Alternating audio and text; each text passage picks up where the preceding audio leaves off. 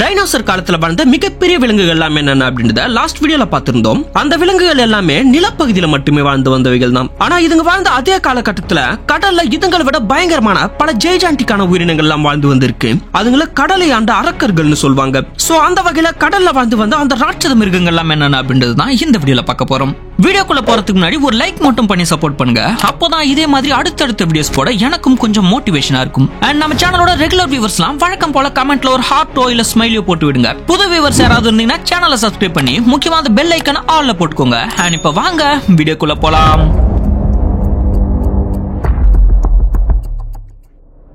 கடல் வாழ் உயிரினங்கள்னாலே நமக்கு முதல்ல ஞாபகம் வருது மீன்கள் தானே. சோ அந்த வகையில நம்ம முதல்ல பார்க்க போறதும் ஒரு மீன் வகை தான். அதோட பேர் டங்க்லியஸ்டஸ். இந்த டங்க்லியஸ்டஸ் ஒரு ஆர்மர்டு ஃபிஷ்னு சொல்லுவாங்க.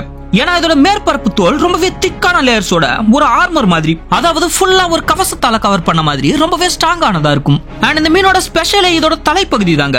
இப்ப இருக்க மீன்கள் மாதிரி இல்லாம இதோட தலைப்பகுதி ரொம்பவே வித்தியாசமானதாகவும் அதே சமயம் ரொம்பவே ஸ்ட்ராங்கானதாகவும் இருந்திருக்கு. இதோட உடல் பாகங்கள்லயே இதோட மண்டை ஓட்ட உடைக்கிறது அப்படின்றது ரொம்பவே கஷ்டம். அவ்வளவு ஸ்ட்ராங்கானதா இருக்கும். இது ஏன் அவ்வளவு ஸ்ட்ராங்கானதுன்னு மென்ஷன் பண்றேன்னா, இதோட அந்த மண்டை ஓட்ட பாத்தீங்கன்னாலே உங்களுக்கு புரியும். இது நல்லா உத்து கவனிச்சீங்கன்னா இதோட ஃப்ரண்ட்ல இருக்க அந்த பற்கள் கூட சாதாரண பற்கள் மாதிரி இல்லாம அந்த மண்டையோட பற்கள் மாதிரி டிசைன் ஆகி இருக்கும். இந்த பற்கள் எப்பவுமே ஒன்னோட ஒன்னு உரசிக்கிட்டே இருக்கும் அப்படின்றதாலேயே ரொம்பவே ஷார்ப்பானதாகவும் இருக்குமா. இது தன்னோட இரைய வேட்டையில ரொம்ப ஈஸியா வீழ்த்த உதவியா இருந்திருக்கும்னு சொல்லப்படுது. அந்த பற்களோட ஸ்ட்ரக்சரை தவிர்த்து லுக் வைஸா பார்க்கும்போது இது மாடர்ன் டே பிரானாக்கள் மாதிரி இருக்குன்னு நிறைய பேர் சொல்றாங்க. ஒருவேளை இந்த மீன்கள் இருந்து எவல்யூஷன் ஆனதுதான் பிரானாக்கள் இருக்குமோனும் சில பேர் சொல்றாங்க. ஆனா அதுக்கான எந்த விதமான சாத்தியக்கூறுகளும் கிடைக்கல. அண்ட் பிரானாக்கள் ஆறுகள் மற்றும் ஏரிகள் மாதிரியான நீர்நிலைகள்ல வாழக்கூடியது. ஆனா இந்த டங்க்லியஸ்டஸ் கடல்ல தான் வாழ்ந்து வந்திருக்கு. அண்ட் இதோட சைஸ் எவ்வளவு இருக்கும்னு பாத்தீங்கன்னா சுமார் 4 டன் வெயிட்ல 12 இருந்து 15 அடி நீளம் கொண்டதா இருந்திருக்கு. இதுல குறிப்பிட வேண்டிய விஷயம் என்னன்னா, இந்த லிஸ்ட்ல பார்க்க போற மத்த உயிரினங்கள் கூட கம்பேர் பண்ணும்போது இது ரொம்பவே சின்ன சைஸ்ல இருக்க ஒரு உயிரினம் தாங்க. இதுக்கப்புறம் பார்க்க போற உயிரினங்கள்லாம் இதை விட டபுள் மடங்கு ட்ரிபிள் மடங்கு சைஸ்ல தான் இருக்கும். சோ எதையும் மிஸ் பண்ணிடாம கடைசி வரைக்கும் பாத்துருங்க. இந்த டங்க்லியஸ்டஸ் சைஸ்ல சின்னதுன்னு சொன்னல, ஆனா இத நம்ம கூட கம்பேர் பண்ணும்போது இதுவே நம்மளை விட டபுள் மடங்கு பெருசா இருக்கும். பிகாஸ் அந்த சைஸ் கம்பேரிசனை பாருங்க. மேல இருக்கிறது இன்னைக்கு தேதியில கடல்ல இருக்க கடலோட பயங்கரமான வேட்டையாளின்னு சொல்லப்படுற கிரேட் ஒயிட் ஷார்க்கோட சைஸ். அதுக்கு கீழே இருக்கிறது தான் நம்ம பாத்துக்கிட்டு இருக்க டங்க்லியஸ்டஸ். இதுங்களுக்கு பக்கத்துல நம்ம நினைக்க வச்சு பார்த்தா நம்ம இந்த சைஸ்ல தான் இருப்போம். சப்போஸ் நம்ம எல்லாம் இதுகிட்ட தனியா மாட்டிக்கிட்டா அப்படியே முழுசா முழுங்கி சாப்பிட்டுட்டு போயிடும். இந்த கிரேட் ஒயிட் ஷார்க் இருக்குல்ல, இதோட மூதாதையரா ஒரு சுறாமீன் வாழ்ந்திருக்கு. அதோட பேர் ஹெலிகார்பியன். இது கிரேட் ஒயிட் ஷார்க்கை விட டபுள் மடங்கு பெருசா இருந்திருக்கு. இதோட ஹைலைட்டே இதோட பற்கள் தாங்க. ரம்பம் மாதிரி வித்தியாசமா வளைஞ்சிருக்க இந்த பற்களை பார்த்தாலே எல்லா மீன்களும் தெரிச்சு ஓடிடுமாம். அண்ட் இதுங்களுக்கு மேற்பற்கள் கிடையாது. சோ இதுங்க கிட்ட மாற்ற இறைய கீழ்த்தாடையில இருக்க அந்த ரம்பம் மாதிரியான பல்லமைப்பை வச்சு அரைச்சிய வயிற்றுக்குள்ள தளிக்குமாம். சோ இது மோஸ்ட்லி எலும்புகள் இருக்க மீன்களை சாப்பிடாம எலும்புகள் இல்லாத இறால், ஜெல்லிஃபிஷ், கணவாய் போன்ற சாஃப்டான மீன்களை சாப்பிட்டு தான் உயிர் வாழ்ந்திருக்கு. இப்படி சுறா மீன சாஃப்டான உயிரினங்களை வேட்டையாடி வந்த அந்த காலகட்டத்துல இந்த சுறா மீன்களை விட பயங்கரமா வேட்டையாடக்கூடிய ஒரு அக்வாட்டிக் டைனோசர் இனம் வாழ்ந்து வந்திருக்கு. அதோட பேர் ஸ்பைனோசாரஸ். ஆக்சுவலி இந்த ஸ்பைனோசாரஸ் நீர் மற்றும் நிலம் ரெண்டிலுமே வாழக்கூடிய ஒரு ஆபெக்ஸ் பிரெடேட்டரா தான் இருந்திருக்கு. சோ இதுதான் உலகத்தோட மிகப்பெரிய அக்வாட்டிக் டைனோசர் அப்படின்ற பேருமே வாங்கியிருக்கு. இதோட சைஸ்னு பார்க்கும்போது சுமார் 23 அடி உயரமும் 53 அடி நீளமும் கொண்டிருந்திருக்கு. அண்ட் இதோட வெயிட் மட்டுமே சுமார் 9 டன் வரைக்கும் இருந்திருக்கு. நடந்து வந்தா சுமார் நிலமே அதிரும்.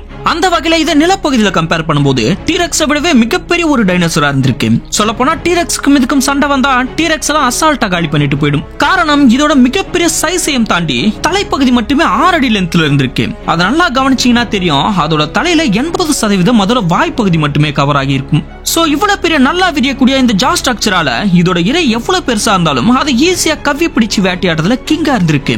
இதோட கைகளும் கொஞ்சம் நீளமா இருக்கிறதாலே வேட்டையில தன்னை விட பலம் வாய்ந்த மிருகங்களையும் ஈஸியா வீழ்த்தக்கூடியதா இருந்திருக்கு. அப்படியே இது நிலப்பகுதியிலிருந்து தண்ணீர்ல இறங்கும் போது அங்க முதலைகளையும் பெரிய பெரிய மீன்களையும் தான் உணவா வேட்டையாடி சாப்பிட்டுட்டு இருந்திருக்கு. இந்த முதலைகளையும் மீன்களையும் வேட்டையாடணும்னா தண்ணீர்ல அதுங்களோட வேகத்துக்கு நீந்தணும்ல. அதுக்கேற்ற மாதிரி இதோட முதுகுல மீன்களுக்கு இருக்க மாதிரியான பெரிய ஸ்பைன்ஸ் அமைஞ்சிருக்கு. சோ அந்த ஸ்பைன்ஸை பயன்படுத்தி நீர்நிலைகளிலும் பயங்கர வேகமா நீந்தி போய் நீர்நிலைகள்ல வாழக்கூடிய எல்லா உயிரினங்களையும் வேட்டையாடக்கூடிய கேப்பபிலிட்டியும் இதுக்கு இருந்திருக்கு.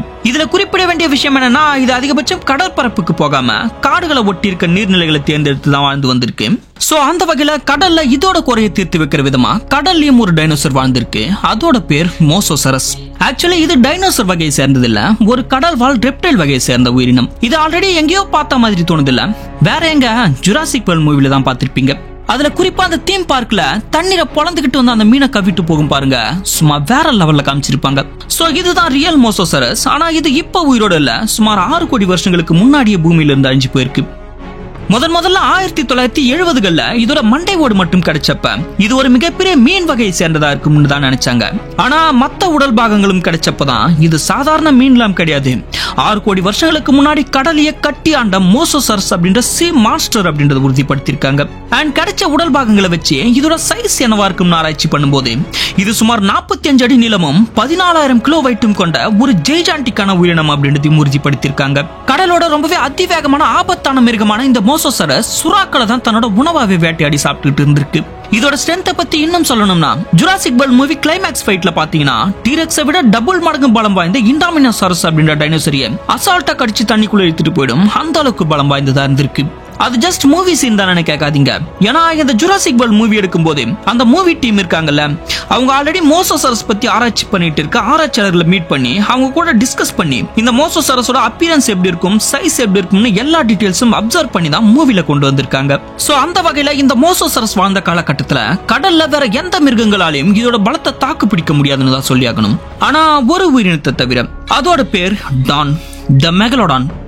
மோசோசரஸும் இதுவும் வெவ்வேறு காலகட்டத்தில் வாழ்ந்திருந்தாலும் இது வாழ்ந்த காலகட்டத்தில் மோசோசரஸ் வாழ்ந்திருந்தா மோசோசரஸை அடிச்சு ஓடவிடக்கூடிய அளவுக்கு ஒரு பலம் வாய்ந்த மான்ஸ்டரா இருந்திருக்கு இந்த மெகலோடான். ஆக்சுவலி மோசோசரஸ் 60 மில்லியன் வருடங்களுக்கு முன் வாழ்ந்திருக்கு. அந்த இனம் அழிஞ்சு பல மில்லியன் வருடங்களுக்கு பிறகுதான் மெகலோடான் வாழ்ந்திருக்கு. எக்ஸாக்டா சுமார் 3 மில்லியன் வருடங்களுக்கு முன் ஒட்டுமொத்த கடலையும் கட்டி ஆண்ட ஒரு அரசனா இருந்திருக்கு இந்த மெகலோடான். தலைவனை பார்த்தாலே அதோட வழியை விட்டு விலகி போகாத உயிரினமே கிடையாதுன்னு சொல்லியாகணும். இப்ப ஆழ்கடல்ல வாழ்ந்துகிட்டு இருக்க ரொம்ப பயங்கரமான பிரெடேட்டர்னு சொல்லப்படுற கில்லர் வேர்லோட வெயிட் 5 to 6 டன் வரைக்கும் தான் இருக்கும். ஆனா இந்த மெகலோடான் சுமார் 60 டன் வெயிட்ல 70 அடி நீளம் கொண்ட ஒரு ஜெய்ஜாண்டிக்கான ஷார்க்கா இருந்திருக்கு. இதோட தாடை மட்டுமே சுமார் 7 அடி இருக்கும். அதுக்குள்ள இருக்க கத்தி மாதிரியான 272 பற்கள் பார்க்கவே நம்மள பயமுறுத்துற மாதிரி இருக்கும். மெகலோடான் அப்படின்ற இந்த பேருக்கான அர்த்தமே அதோட மிகப்பெரிய பற்களை தான் குறிக்குது. தலைவன் அதிகமா வேட்டையாடி சாப்பிடுற உணவே சுறாக்களும் திமிங்கலங்களும் தானாம். திமிங்கலங்களையே வேட்டையாடி சாப்பிடக்கூடிய அளவுக்கு ஒரு மீன் இருந்திருக்குன்னா அது எந்த அளவுக்கு பிரம்மாண்டமானதா இருந்திருக்கும்னு நீங்களே யோசிச்சு பாருங்க. அண்ட் இந்த மெகலோடானுக்கு டஃப் கொடுக்குற வகையில ஒரு மீன் வாழ்ந்திருக்கு, அதோட பேர் லிவியத்தான். ஆக்சுவலி இதோட ஃபுல் நேம் லிவியத்தான் மேல்வெலி. இந்த லிவியத்தான் அப்படின்ற நேம் பைபிள்ல கேள்விப்பட்டிருப்பீங்க. ஆனா பைபிள்ல இருக்க லிவியத்தானும் இதுவும் வேற வேற.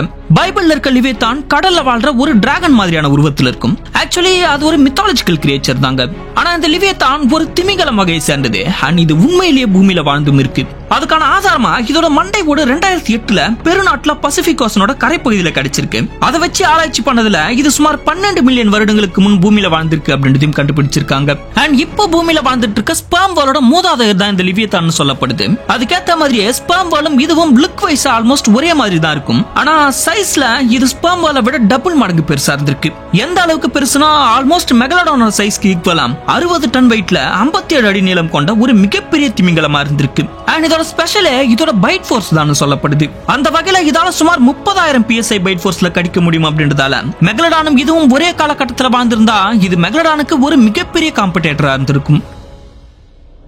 அண்ட் இது வரைக்கும் நம்ம பார்த்த எல்லா உயிரினங்களையும் தூக்கி சாப்பிட்டு போற ஒரு மான்ஸ்டரும் வாழ்ந்திருக்கு. அதோட பேர் கிரேக்கன்.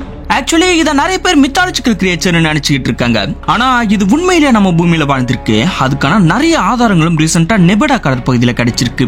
இந்த கிரேக்கனோட அப்பியரன்ஸ் மாடர்ன் டே ஆக்டோபஸ் மாதிரி தான் இருக்கும். ஆனா இதோட சைஸ் இது வரைக்கும் நம்ம பார்த்த எல்லா உயிரினங்களை விடவும் ரொம்பவே பிரம்மாண்டமானதா இருக்கும். இன்னும் சொல்ல போனா இது வரைக்கும் பூமியில வாழ்ந்த உயிரினங்கள்லயே இந்த கிரேக்கனோட சைஸ்க்கு ஈக்குவலா வேற எந்த ஒரு உயிரினமும் கிடையாதுன்னு தான் சொல்லி ஆகணும். ஏன்னா இதோட உடலே சுமார் 100 அடியில மிகப்பெரிய சக்ஷன் கப்ஸ கொண்ட டென்டகல்ஸோட பார்க்கவே ரொம்ப பயங்கரமானதா இருக்கும். இந்த கிரேக்கனை பைரட்ஸ் ஆஃப் தி கரீபியன் மூவில காமிச்சிருப்பாங்க. அந்த படத்தை பாத்தீங்கன்னா தெரியும், அதோட டென்டகல்ஸ பயன்படுத்தி ஒரு பெரிய கப்பலையே உடைச்சு நொறுக்கி தண்ணிக்குள்ள கொண்டு போயிடும். சோ அந்த வகையில இதுவரைக்கும் நம்ம பார்த்த மோசோசரஸ், மெகலோடான், லிவியத்தான் போன்ற எதுவுமே இந்த கிரேக்கனோட பலத்தை தாக்கு பிடிக்க முடியாதுன்னு தான் சொல்லி ஆகணும்.